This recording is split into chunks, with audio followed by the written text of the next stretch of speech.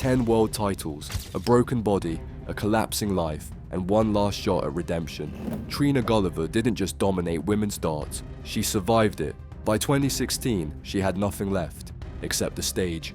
And what she did next, no one saw coming. Before the titles, before the press, what little there was, Trina Gulliver was just a kid in a pub, throwing darts for fun.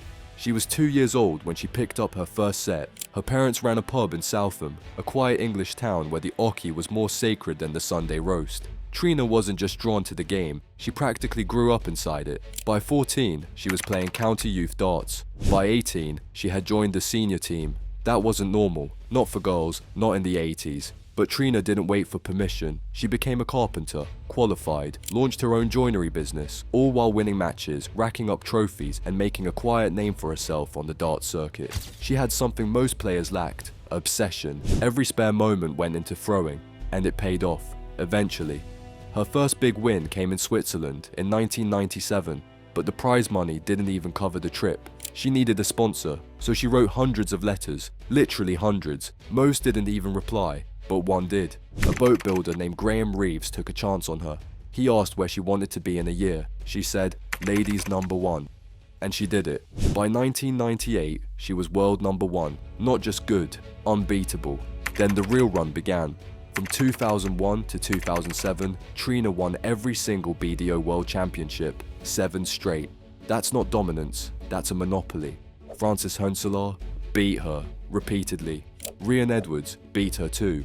In fact, Trina holds the top 3 highest 3-dart averages in Women's World Championship history, each one over 90. That's a number that gets you respect in the men's game. In the women's, it made her a ghost, because no one wanted to talk about a woman outplaying the men. She was nicknamed the Golden Girl. But fame didn't follow, not really. One newspaper, The Independent, ran a full-page interview before a final. The rest of the media, silent.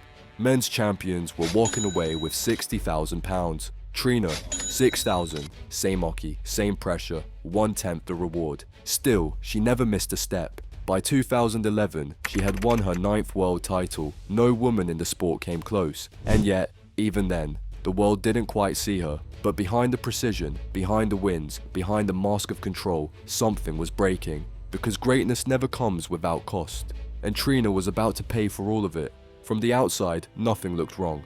Trina was still winning, still showing up, still the face of women's darts, but privately, she was unraveling. Her marriage ended in 2005. After more than a decade together, it was over. And with that came the silence. The kind that fills every room, the kind you can't throw darts at. She started drinking, quietly at first, then compulsively. By her own admission, it got to 4 bottles of wine per night.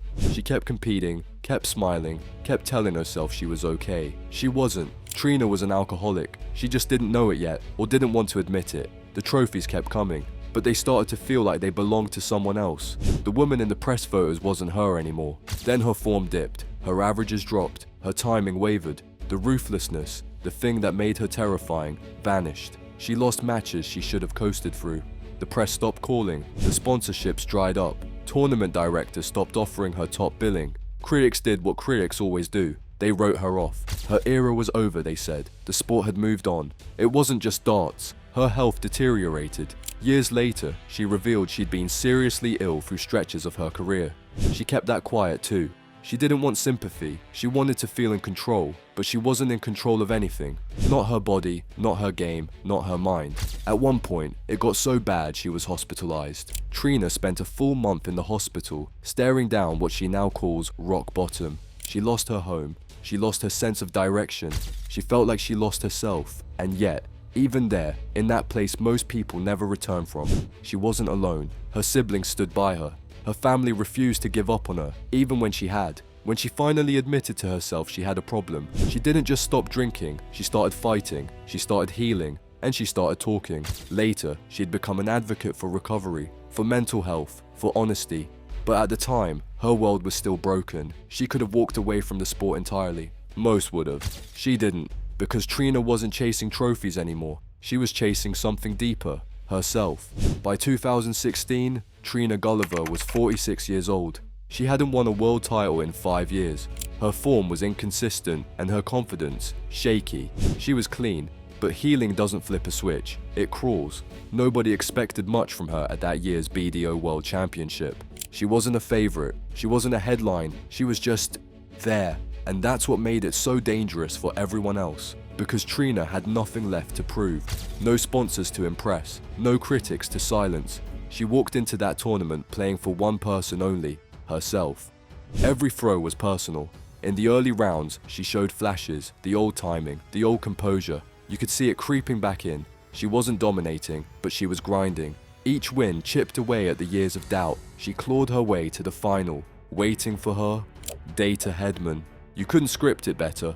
Hedman was a fierce rival, a player with raw power and unmatched hunger. Younger, stronger, in better form.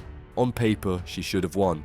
But matches aren't played on paper. The final was brutal. Longest women's final in BDO history. Trina went down, came back, fell behind, fought again. The crowd could feel the weight of it. This wasn't just a final. This was a woman rebuilding herself, throw by throw, in front of the world. And then, match dart. Trina hit it. 10-time world champion. She dropped her darts and broke down in tears. Years of pain, addiction, loss, shame, all of it, right there on the floor of the lakeside stage. Later, she said she wasn't playing for records or redemption. She was playing for everyone who's ever struggled. That win wasn't polished, it wasn't dominant, but it was real, it was raw. It mattered more than all the others combined, because for the first time, it wasn't about being the best. It was about surviving. And she had. After that 10th world title, Trina could have walked away. Most athletes do, especially when they get a perfect ending. But her story didn't need a fairy tale goodbye. She kept playing, she kept showing up to tournaments. She didn't care about rankings anymore. Didn't need validation from scoreboards or titles. She'd already done everything a player could dream of. This part of her career was different. She started to enjoy the game again, not for points, but for peace. The pressure that used to weigh her down, gone. No more desperate need to be number one, no more fear of losing it all, just the simple act of throwing a dart and feeling like herself again. And maybe that's why she stuck around, because she loved it. She began playing in seniors tournaments, mentoring younger players, and supporting the women's series. And while new names started rising, Bo Greaves, Lisa Ashton, Elena Cairns, Trina didn't compete with them, she supported them. She watched the next generation bring life into the sport she once carried alone. No bitterness, no ego. Just quiet pride. She also began speaking more openly about her struggles. In interviews, she didn't hide behind polite sound bites. She talked honestly about alcoholism, about depression, about how easily you can lose yourself when your entire identity is built on winning. She talked about how the sport saved her, but only after nearly killing her. She admitted she didn't see the signs at first, didn't realize how bad it had gotten until she was in a hospital bed, watching her life collapse. Trina said it wasn't some heroic comeback. She hit rock bottom. Full stop. She was lucky to survive, and she wanted people to hear that, because it's not always about rising. Sometimes it's about holding on. She still goes to counseling, she still takes recovery seriously, and she still gets up there, throws her darts, and plays with the same quiet grit she always had. Even now, if she loses, she shrugs, because she's already won the fight that mattered most. Trina Gulliver's story doesn't end on a podium. It's not about where she ranks in someone's all-time list, or how many trophies gather dust on her shelf. Her legacy lives in the silence she broke. For years, she carried the weight of a sport, a gender divide, an illness, and she didn't let it break her.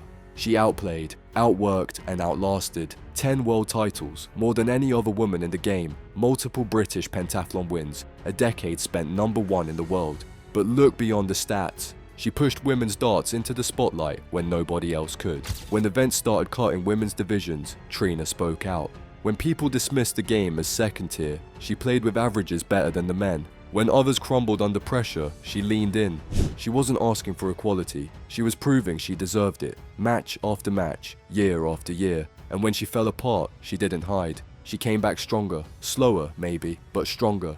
Ask her fans what they remember most. It won't be the trophies, it will be that image in 2016. The tears, the honesty, the human underneath the champion. That's the part people don't forget. Today, Trina lives quietly, married, still competitive, still sharp. Her world championship trophy, it sits proudly in her home. Not because it's a piece of hardware, but because someone believed she deserved to have it. A fan bought it at auction and gave it back to her. No fanfare, no demand, just respect. That's what Trina built. Not just a career, not just a legacy, but respect. She never needed to be the loudest, she just needed to be undeniable, and she was. Trina Gulliver's 10th world title wasn't just a comeback, it was a declaration. Stick around, because in the next video, we're looking at the most controversial moments in darts history, the ones that left fans stunned and officials scrambling. You won't believe what some of these pros tried to get away with.